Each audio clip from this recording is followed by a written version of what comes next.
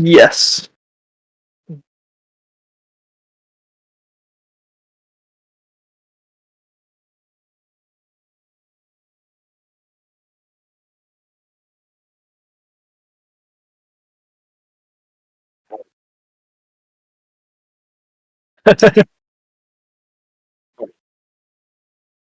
VR.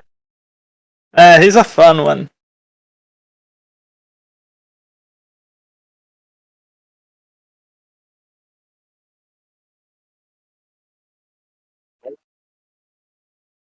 Hey Burner ABR. Okay.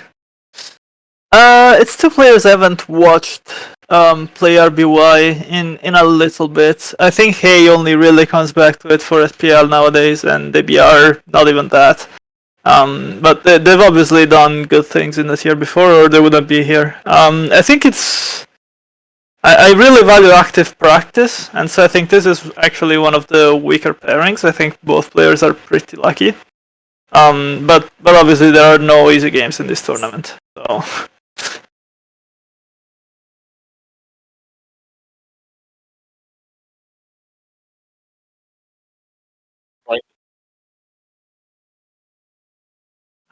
Yeah.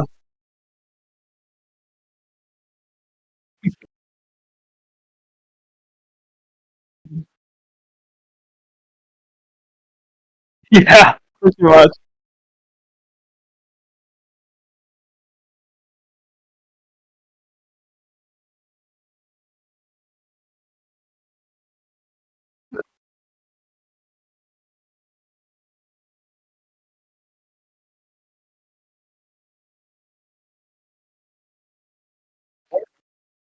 It's me. Okay, give me Shuva. Inigami, okay. Oh, he's fun to play. Inigami is one that is like a hardcore mainer. He doesn't really have a reputation in like, the rest of Smogon. Like you only know him if you're really into RBY. But he's good. Like he went 3-0 in World Cup. He's played. He's just hardcore mainer. You cannot underestimate people like that. He understands the tier a lot. He's never really been like so good to like win tournaments or get into SPL. But he's never been far off. Like as long as I've been playing RBY, Anigami has been there and been a threat. So I will definitely have to brush up, see what he's playing nowadays. Maybe include some Arbok techs. He's dangerous.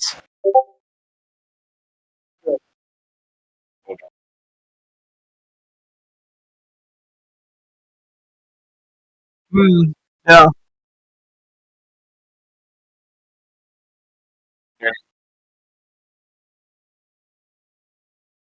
He gets superpowers from that, man.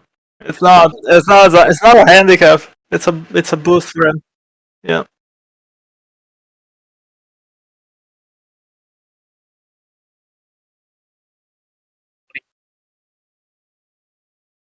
Ooh.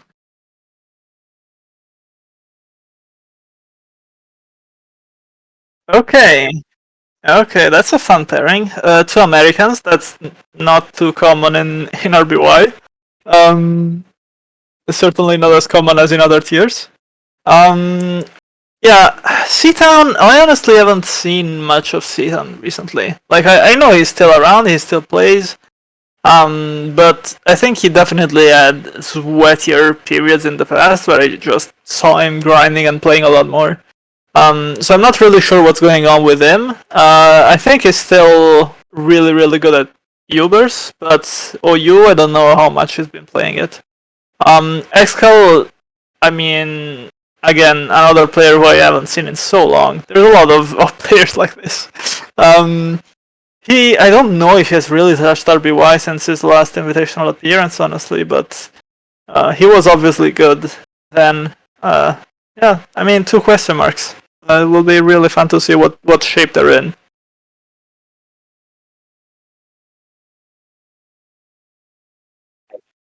Yeah, I mean that's just kind of the RBY experience, There's like a few people who keep playing it year round, but most people can only take it for so long. Yeah. I think, yeah, we'll see how it goes. It's always super fun. Let's see. Next pairing. I'm pretty sure nobody could hear me before, but I just fixed it. So I hope, Oh. hopefully it can work now, or else that would be super less than ideal. I woke up like half an hour ago and I was like, oh, I'll figure out OBS. But clearly I did not figure it out completely. 4, Cass. Oh my goodness. Hype pairing. Oh boy. 20. Oh wait, that's a you already know. That's already drawn. 18 Lush. Oh my goodness, bang of Oh, that's a classic. That is a classic. Uh, I'm trying to think if they played an SPL ever. Because Kaz didn't really play a lot of SPLs. He played. Was he bought in mid-season in 2019 or 2020? I don't Kaz remember what did. year that He was was in in. SPL 10 and SPL 11, whatever year Yeah, that was. yeah. The 2 years I said, and I think Lush was already done with SPL by then. I think 2018 was his last one. Oh, they both played in SPL 10. Oh, and SPL 10 he was still there. Okay, I thought Lush quit 1 year earlier. Okay, cool. Yeah, I mean, there are two veterans. They're great. Obviously, they're great at the game. There was actually, I think Kaz might be the best RBYer on the planet right now, just because he's one of those who keeps playing it actively. It's like Kaz and Marco. I think they're the two people who have like the most experience and the most understanding of the game right now. Yeah. So I'm really excited to see if someone can stop him. It's a hard first opponent for him, but I still think he's like so good. Yeah, this might be like the highlight of week one. Like after talking Like, to them both, like they both like been playing the game for so long, just have like so much experience and knowledge about the tier. It's crazy. yeah, but the thing is, Kaz is not tired. Like, Kaz is Oh, still grinding. He's still in ladder playing like Snorlaxless garbage. Like, if you go on ladder, you'll find this guy, and he's still playing and trying new builds. And I think he has a really deep, intimate understanding of the metagame right now. The problem is, he doesn't have like. There's this thing in RBY where like ladder and tournament metagames can diverge a little bit, and I don't know if Kaz has as much of an handle on the tournament metagame. But Lush is another one who is like mostly plays ladder, hasn't really played that ton of tournaments recently, and so I think this is a good matchup for Kaz. I favor him here, but obviously can never write off Lush entirely. yeah, two like the best, like two like great like old players who came back recently have been like winning just like it was the good old days. Like in World Cup, like they both did really well. Like in Invitational, Kaz got second. Like Lush, I want to say like was top 8 or something like that. Like both do super well. Like even though they've been out of the like they were out of the game for so long, and so this is definitely a super hype pairing. Like maybe like probably like the best pairing of round one already. Yeah, most likely. I mean, there are some that could beat it, but we'll see. We'll see if we get them. We have Okay, 5 M Dragon, and Dragon. Okay. 27 Dice.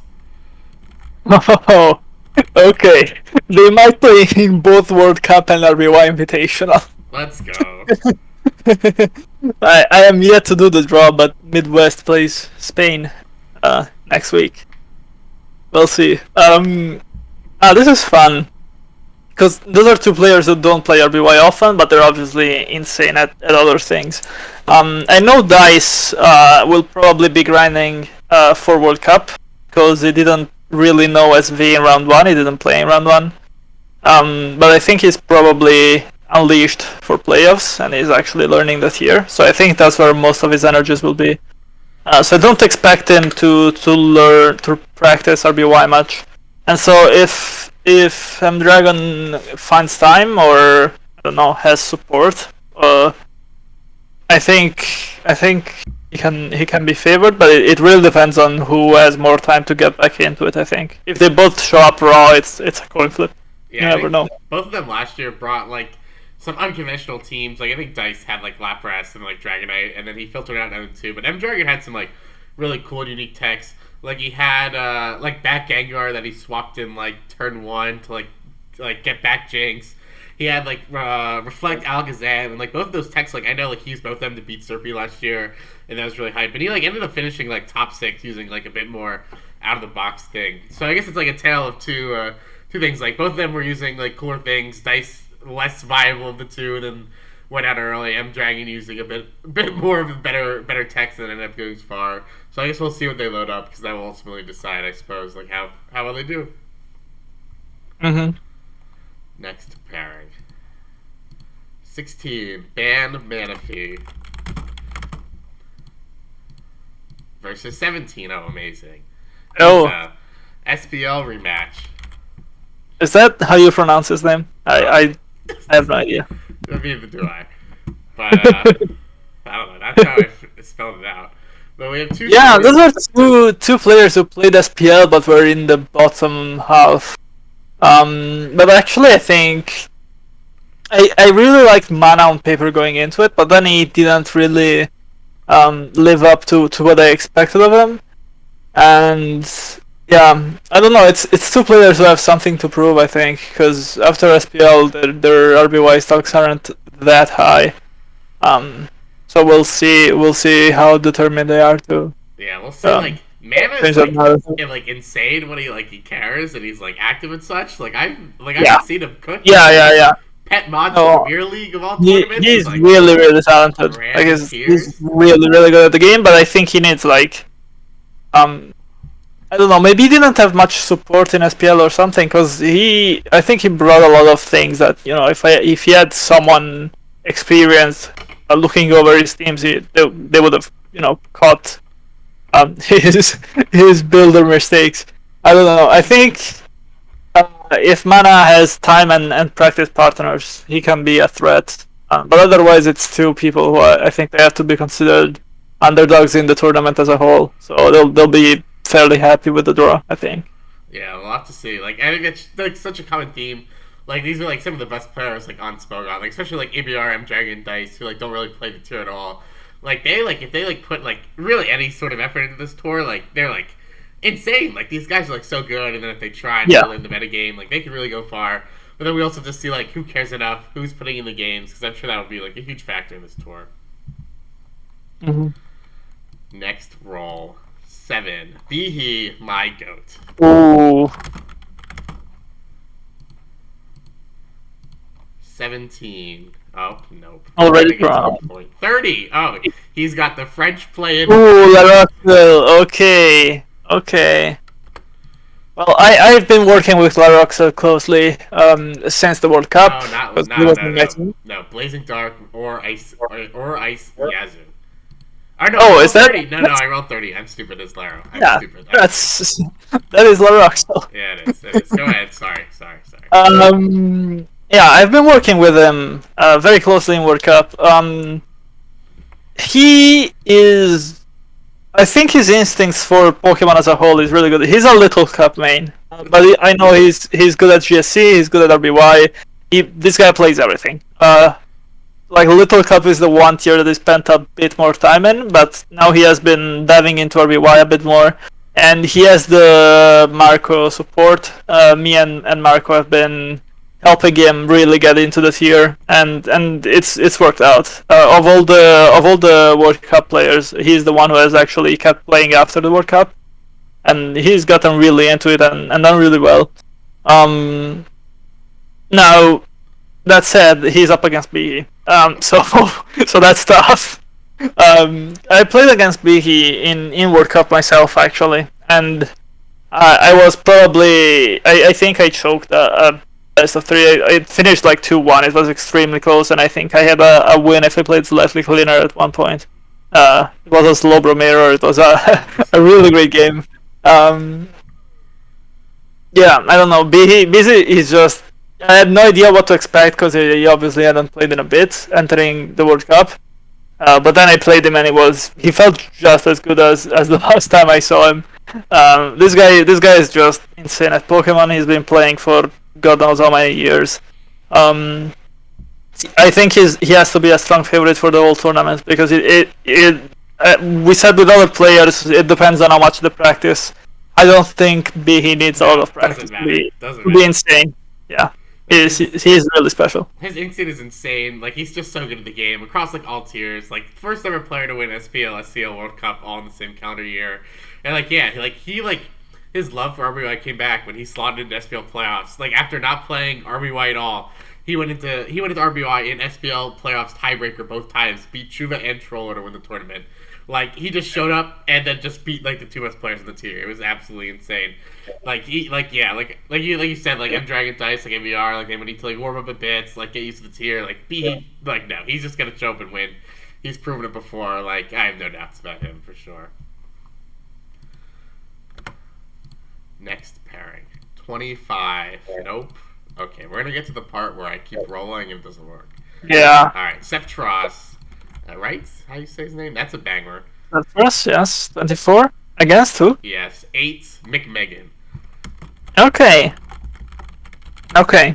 Now, Septros, I see that he's alive. He speaks in the Discord, but I actually haven't seen him play in a long time. I don't know if he ladders, I don't know what he does.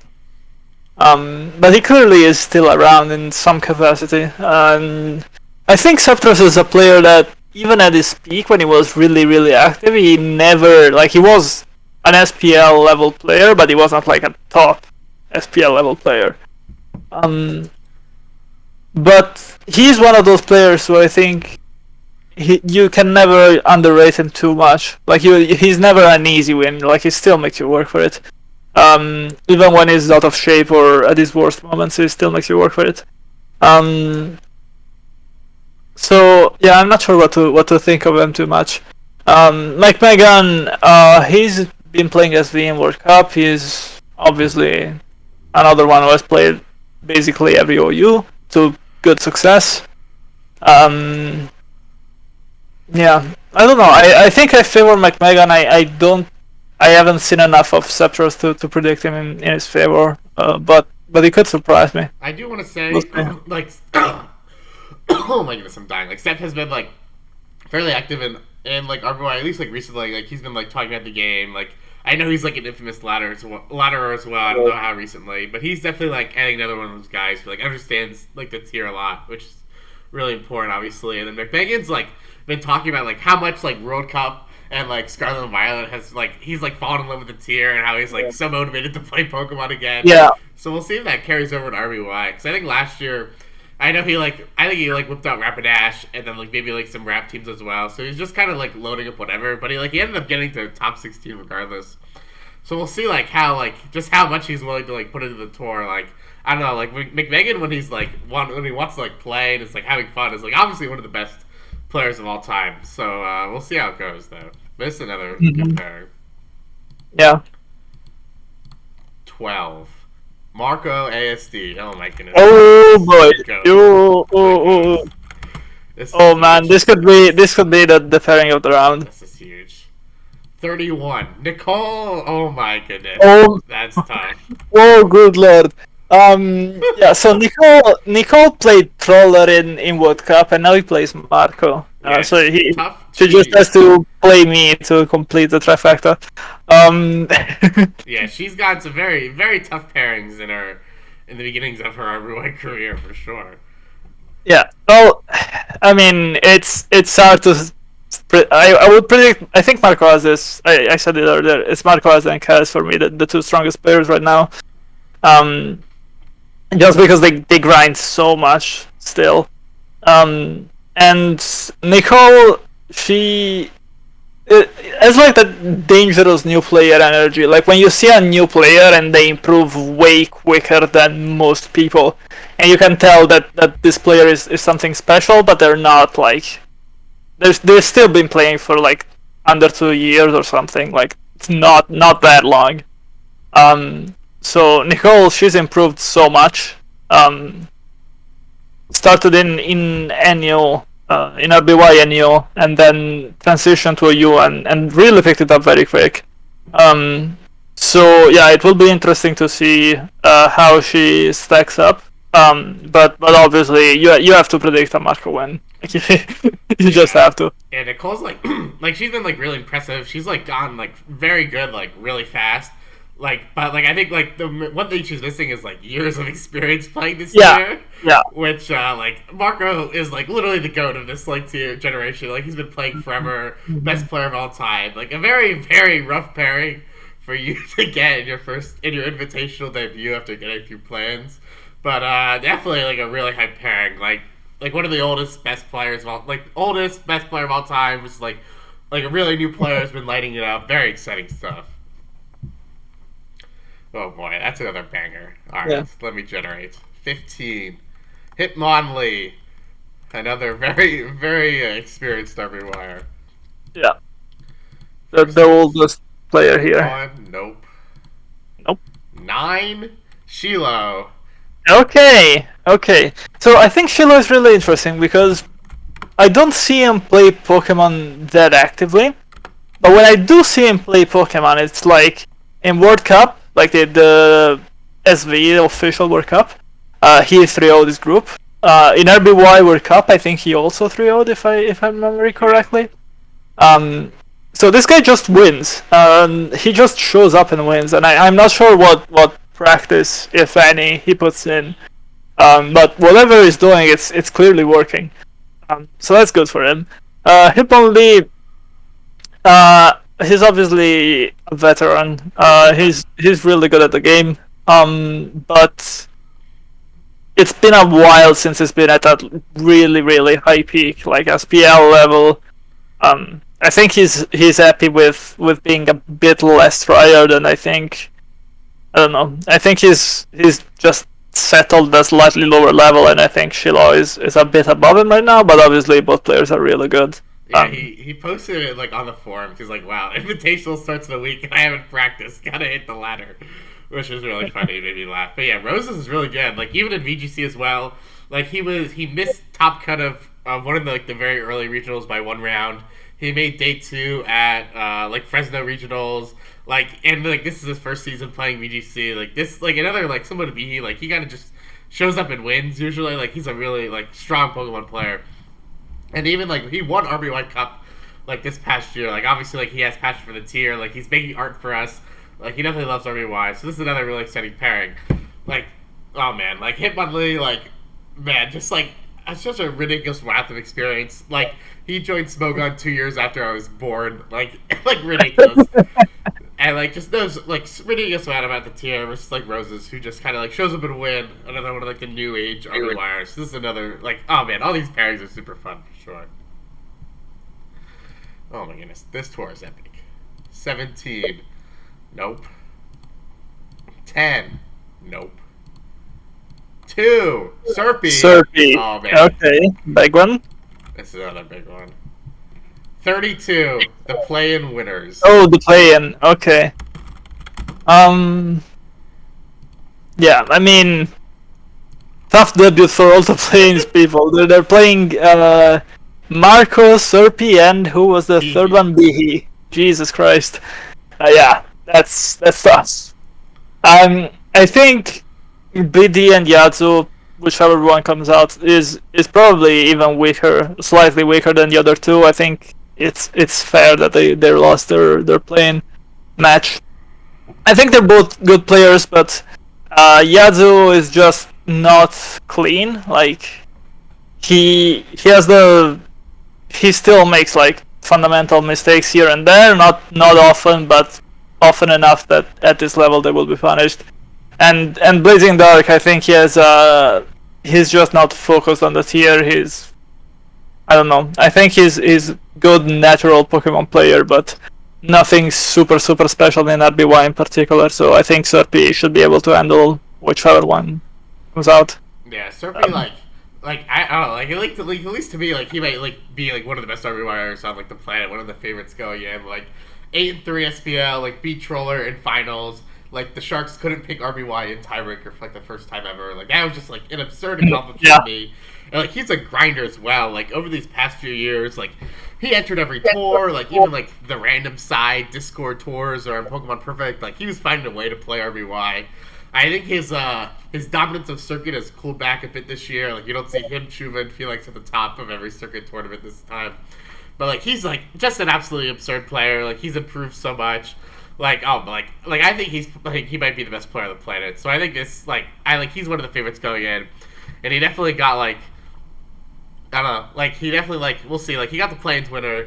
So I would definitely favor him in this one, but I'm excited to see if who we Yeah, he'll be facing. the impressive thing about Serp is that he's still hungry. Like he Yeah. has, he's realistically really really good. Like his name is definitely already in the history books, but he still wants more. Like he's still grinding for more. That's really impressive to keep up year after year. So yeah. Yeah, I think that's dangerous. Already has nothing left to prove, but is still playing like he has something to prove. Yeah, When yeah. you Well, find he still feels like he as long as he isn't uncontested first in the world, he feels like he has something else to prove. And that's really fucking impressive because many people stop at I'm top 5. That's pretty good. They don't keep grinding so much for it. But Serpy is still not happy. That's really very impressive. few people are that good and are putting in that amount of effort. A very dangerous slot. Definitely excited to see how far you'll go. 12. Nope. 2. Nope. We just Nope. did that one. 8. Nope. Oh Nope. boy. 17. That's that part Nope. of the stream. 13. Nope. Alright, I might have to fix. Okay, 27. Yeah. Nope. Alright, I'm gonna. 31. Yeah, Alright, make alright. a redacted list. Alright. An updated list. We paired you, we paired Serpy, we played Kaz, M Dragon, Mihi, Roro, Shiloh, Xcal, Marco, Enigami. Did we do Hayburner? Yes. Hip, Banna, he's Lush, right? Yeah, we did all those. Yes. We didn't ABR. We did ABR. We didn't do Felix Chuva. Nope. We did you. We did you. It's Sephiroth, Seatown, Dice, and the Plains. Okay, this should be right now. Narwhal, Mako, Star, Nails, Felix, Chuva, Clark, Koala, Alice, and FRF. Still a lot of threats left. I know, yeah, Narwhal, a bunch of these people, Mako went 6-3 SPL, Narwhal won a circuit tour this year, Star, obviously, Nails, Felix, Chuva, definitely an insane list still. Alright, now we're gonna renumber. Man, this tour, this tour is, so exciting to me. This at SPL, you have, the best players. And, even this compared to SPL, you have everybody playing. You don't have just 9 starters. You have 32, elite players. And you, you have all the boomers coming back. Definitely just, gets me so excited for SPL, or, RBY in general, this tour. So hyped. Alright. Now we're gonna go 1 to 10. 7. Clark. LN numbers. Okay. Oh my goodness. Will we see a German on German this round? Nope. Generate. 5. Oh, we will! Versus Felix. Okay. Well, so I think of the SPL Germans, Clark was clearly the weakest. He struggled a lot in SPL. He's clearly good, but I think Felix. I mean, the results kind of speak for themselves. He was much more consistent. I don't know if either of them has kept up the grind in RBY too much. I think the 3 Germans really got into it together last year, before SPL, end of 2022. And I don't know how much the other 2 have kept playing. Obviously, Serpy is still very active. I don't know how much the other 2 have kept up the RBY grind. So seeing them face off is pretty fun. Yeah, I think going into SPL, both of these players, they would kind of stick to the same few teams and just kind of outplay the opponent. And then Felix just he kind of kept up that approach at SPL, and he was able to do it. He finished 6-3, really impressive. And I know Clark purposely tried to expand his game a bit, and then he wasn't as comfortable using these new teams and struggled a lot more. So I guess the 2 tails of the same coin. Again, Felix was just able to play the same teams and just outplay you in these best of 3s, which is really impressive. I guess we'll see if that's able to continue with a lot more scouting and preparation. Will people be able to expose him? We'll see, but definitely when the Germans play, it's always exciting. They know each other so well. They were a trio going in the last SPL, so it's really exciting to see them play off another SPL rematch. 6. Chuva. Oh my goodness. Let's see. 9. Alice. Okay. Yeah, that's a tough one. Another SPL rematch, but from 2 years ago. Um, I have not seen Alice play in a long time, and I was not that impressed with Alice to begin with. Chuva, I mean, he's been weaker. Like the breakout year was his best year, and then he's sort of, you know, I think a lot of people expected him to continue upwards and really challenge for established best the world, you know. But he had a clear, you know, drop in form, and I think he's in that sort of top 5 area now where he's clearly very good, but not quite up there, not quite, you know, Troller or Marco, not quite that level. So you know, Alice could have gotten a tougher draw, but not by much.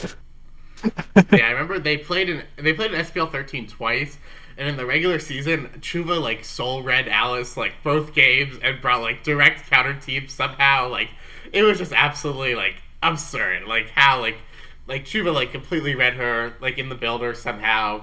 Like that set was over in like 5 minutes real time, and I was just, like I was sitting there and I was like, holy shit! Like this is just absurd. But yeah, he was I like feel like yeah, with Chuva, I feel like the question is always, will we see the SPL 2022 Chuva again?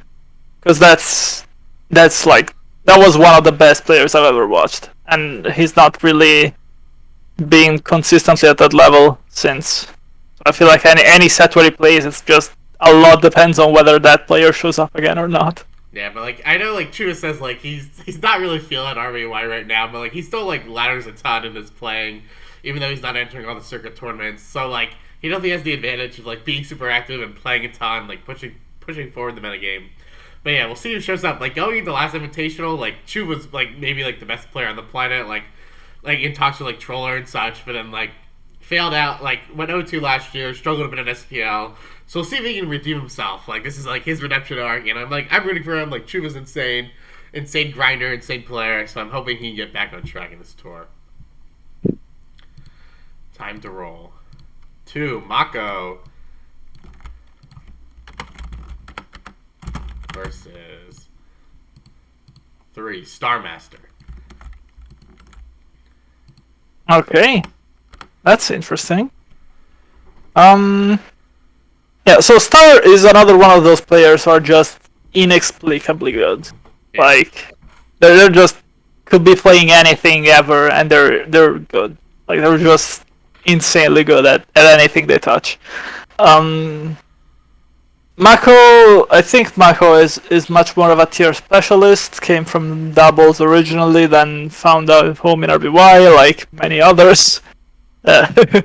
Part of the great cult of RBY doubles mains. Yeah.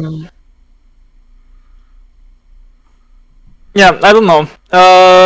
They're very different players with very different expectations going in. And I'm not sure. I feel like I always favor Star in a matchup like this, because I think when a mainer isn't like super into the tier, they get significantly weaker. I think Mako hasn't really practiced RBY too heavily recently, and so I just favor Star as a natural talent to come through a bit more here. Yeah. But obviously Mako is not a weak player.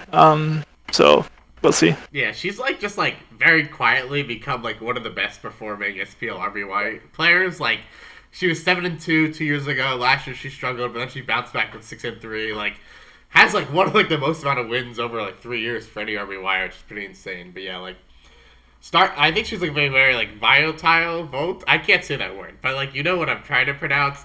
Volatile. Yeah, we'll have to see like what Mako shows up, like if she can get into a groove, because like when she can, she's very dangerous. But yeah, Starmaster, I don't know, best player on Smogon without an individual trophy, maybe? Like, he qualifies for every playoff. Oh yeah. Has gotten very close in, like, a wide variety of tiers.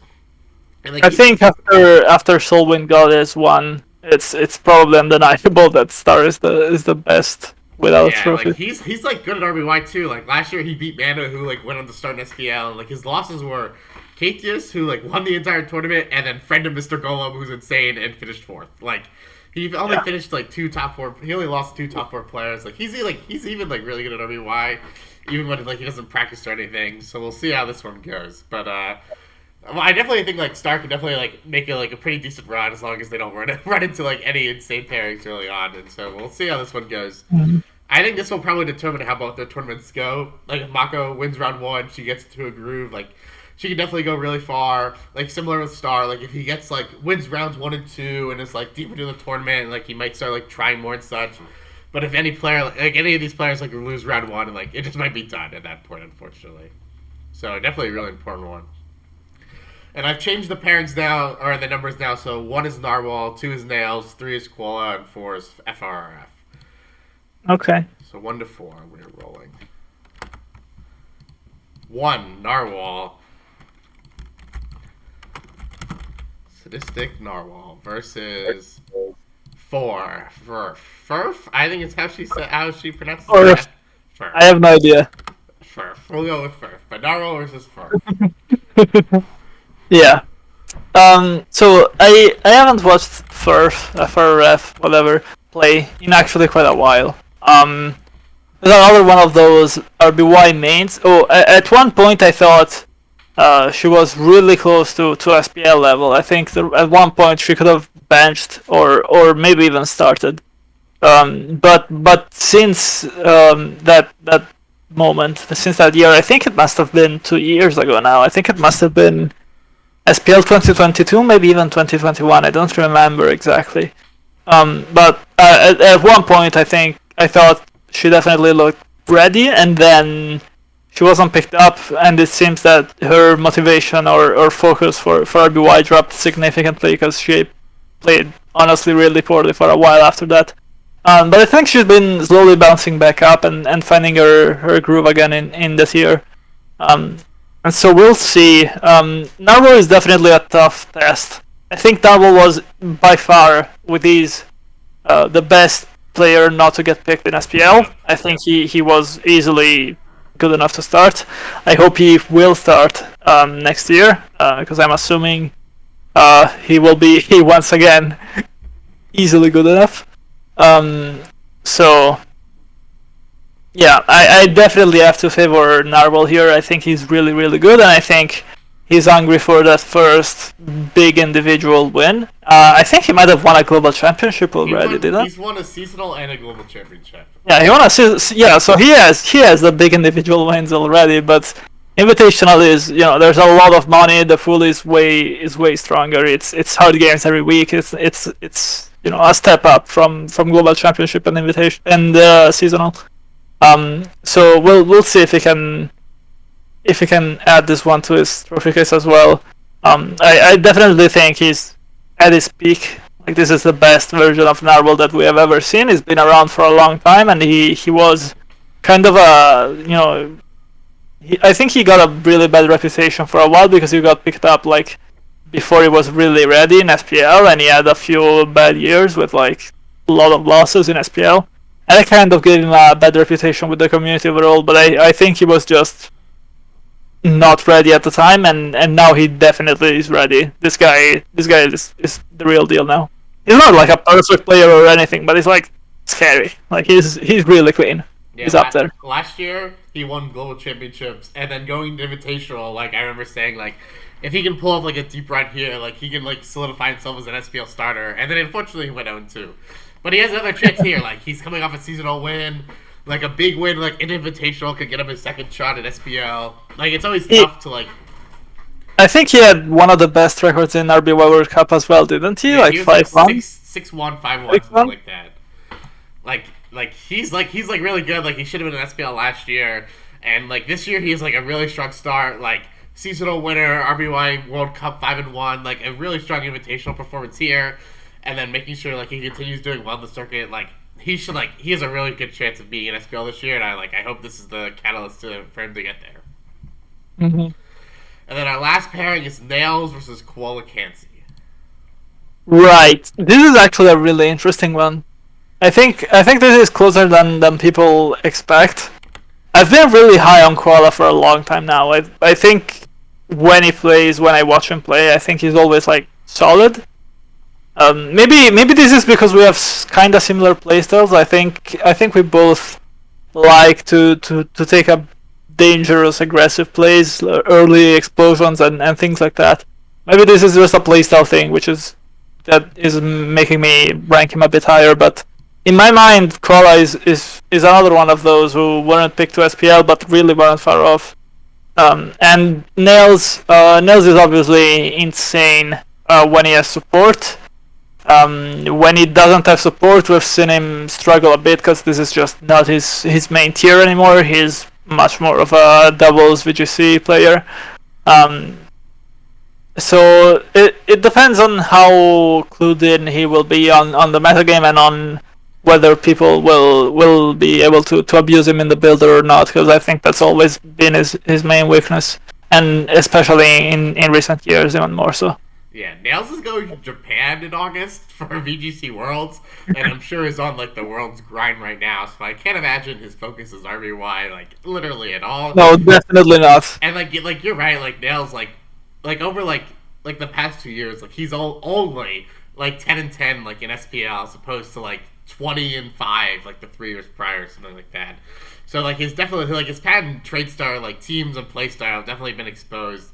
And so like yeah, like he'll have to like he has to like adapt or else people are just gonna keep loading up like they know what to load up against them and they know how to like get like a strong matchup and such and like so Nails just kinda has to like reinvent himself as an RBY I think if he ever wants to get back to like best player in like the smoke out era of RBY, which I'm not sure he'll be able to do because I'm not sure he cares Yeah, enough to no, do so. I don't think he wants to do it that badly. I think he'll be happy to just load up Tauros and see what happens.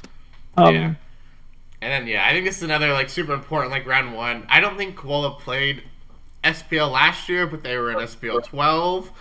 So if they yeah, can get like a good like run an invitational this year, like already has that prior experience, could definitely like along with Narwhal like be a strong candidate to return in SPL 15 now. And then like yeah, if like Nails loses early, like he might just mail it in at that point. But like if Nails gets on a roll, if he wins round one and round two, and then it's suddenly like just a few matches away from winning the entire thing, like he might really lock in for like the money and the glory. So this is like another super important round one. yeah, that's true. Actually, this is a really big tournament for players like Koala because there's not too much else before SPL. We're already in the second half of 2023, so this is like the tournament to make a statement if you want to get into SPL. Yeah. All right. So those are our pairings. What is your most hype round one pairing before we head It has to be. Sorry, I don't have them all on my. I'm not watching the Okay. stream. Wait. Alright, I will let copy me pull paste. them up.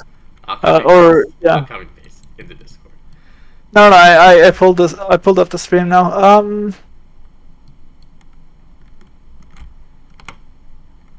I think it has to be CADs, right? I think it's It Flying Cats. just, Yeah. yeah, it just kind of has to be that one. There's a lot of good ones, but then there's that one. Um, yeah, But yeah, like it's two CADs Titans. wise. I'm really excited for that one. I'm pretty excited for Marco versus Nicole. That one's like pretty hype and like pretty hilarious as well. Like best of all time, which is like up and comers improved so much. And then Yeah, like, so I think that's pretty up. And there's like a lot of important pairings as well, like Narwhal versus Furf, Nails, Koala, and Bako Star. Like and like stand out to be like if any of those players get on a roll, like they could be like dangerous later on in the tournament. But yeah, like this is like tour super hype. All these matches are fire. Really excited for it to begin. I actually really want to see Molly against Shiloh as well. I think they're the two players that I never know what they're going to do. Yeah, like some of these people we haven't seen like play RBY and like high level RBY in absolutely forever. Like ABR Invitational debut. Oh, is this the first year that he accepted the Yeah, this is the RBY first year invite? ABR is playing. Oh wow. Okay. Like Hitmonlee sat out last year and has returned this year. Like he hasn't played high level RBY. Like I guess like RBY World Cup, but besides from that, like nothing. Like is Chuva gonna bounce back? Is Serpy gonna be able to solidify himself as the best? Like, will Nails care enough? Like, there's just like so many great storylines going in this tournament. I'm Oh, very okay. excited. Let me stop you. Will Ners care enough? No. No, he won't. But it's okay. We can hope. We can hope. But like yeah, all these tournaments, all these pairings are really hype, and I'm super excited for tournament to begin. Yeah, it's good to have a good time. Really excited for my own game as well. As I said, Enigami is always a fun one to face. Dangerous. Dangerous man, Arbok enthusiast. All right, thanks everyone for watching. I think my mic didn't work for like the first 5 minutes, so that's really unfortunate, but that's okay. Thanks Amaranth for joining me again. This is really fun, and we'll see you all when the games begin. See ya. Good luck to everyone playing.